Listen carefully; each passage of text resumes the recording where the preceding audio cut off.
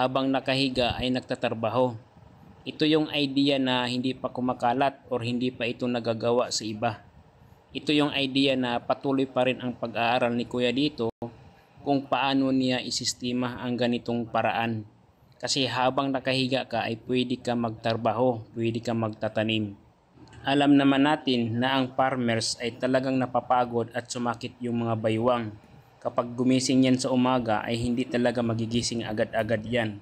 Nakahiga pa yan. So ang ginagawa ni Kuya dito, nag-invento siya na anong paraan para sa mga in the future na pagdating ang panahon, ito yung kailangan ng mga farmers. Tapos pwede mo pa siya lalagyan ng electric fan.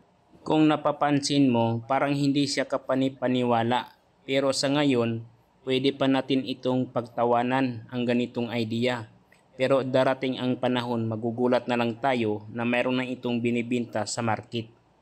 Ang ginagawa ni Kuya dito ay double purpose. Sa likod nito ay nag-araro, nagbubungkal ng lupa. Kung napapansin mo dito mga ka-idol, ay malalim pa yung pagkabungkal ng lupa. Hindi na kailangan hawakan ng tao.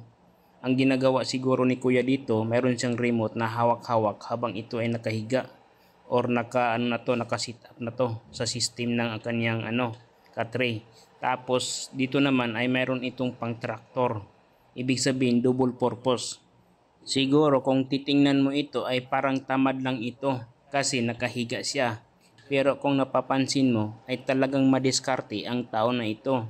Kasi habang nakahiga ay nagtatrabaho. Ibig sabihin pwede siyang kumita habang nakahiga. Ang diskarte na ito ay hindi pa ito nakopya ng iba. Siguro si Kuya pa ito nakauna. Darating ang panahon kung ilalabas man ito sa merkado, sigurado ako dito na maraming tao na gustong maging farmers.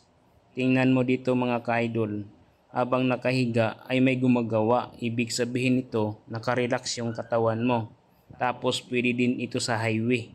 Ang idea na ito, proven and tested na ito ni Kuya. Habang kumakain ay walang problema. Pwede siyang mamasyal-masyal. At saka mayroon na siyang electric fan. Ibig sabihin siguro ang katre na ito na mayroon siyang generator doon sa loob.